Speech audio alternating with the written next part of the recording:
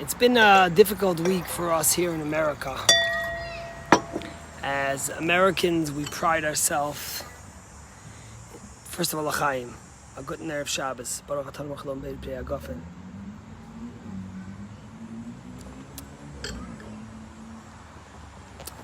As Americans, we pride ourselves not only in being the superpower of the world, but being a nation of morals, of ethics, a nation to be trusted, a nation to be relied on, a nation that's a true ally that never turns its back on friends. And this week has been tough. Watching what's been going on in Afghanistan, watching all the Americans stuck there, watching the Afghanistan people, women, people who are part of the government who are going to be persecuted. It's tough. And I'm not getting into we should have left or how we should have left, but what we're seeing now is not something we should have ever seen. And our hearts and our prayers are with all those people stuck trying to get out, all those that need safety, that need protection. Just thinking about the people, the images, the videos, the people clinging to the planes, throwing their children over fences, it's just horrific. In this week's Torah portion, it's Parshas Ki Teitzei. And the beginning of the portion speaks and opens up with Ki Teitzei la milchama al oyevecha, when you go out to war upon your enemies. And all the rabbis ask, why does it say al oyevecha, on your enemies? It should say with your enemies, im oyevecha. What's the Torah trying to teach us by saying upon your enemies? And there's many commentaries. And I'm going to give you two that I think really pertain to what we've seen this week and can teach us a lesson. Because the reality is, it's all about learning lessons. What's done is done. The question is, how do we rectify it? When you go out to war, you always have to take the high road. Even if someone else plays low, even if someone else plays dirty. When you're a moral country, when you're a moral people, when you're ethical, you have to take the high road. We see it in Israel every day.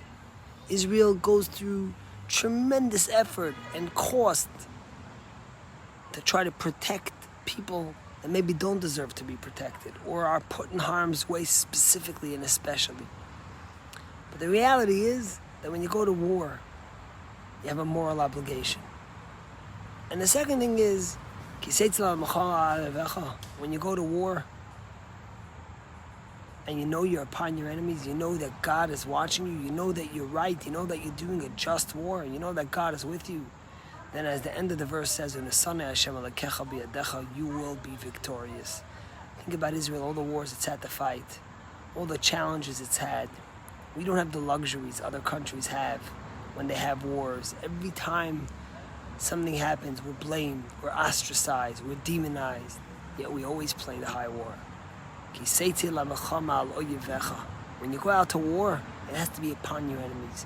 You have to go with a morality, with a clarity, with ethical responsibility, and you have to know that God is always with you.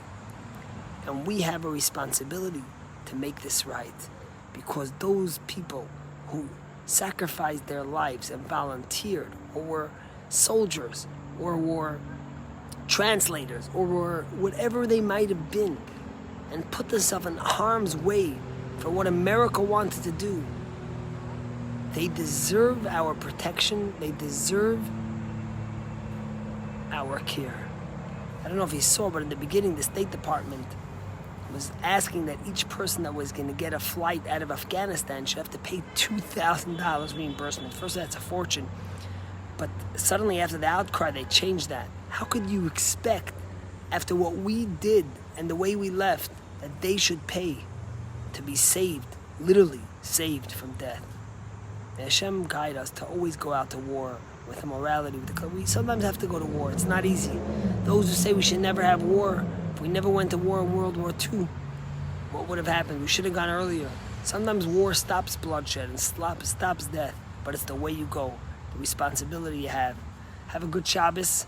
L'chaim to everyone. May it be a peaceful, restful, joyful, lightful Shabbos, full of love for us, all the people of Israel, all the people of America, and all the people in the world. Shabbos, and see you tomorrow.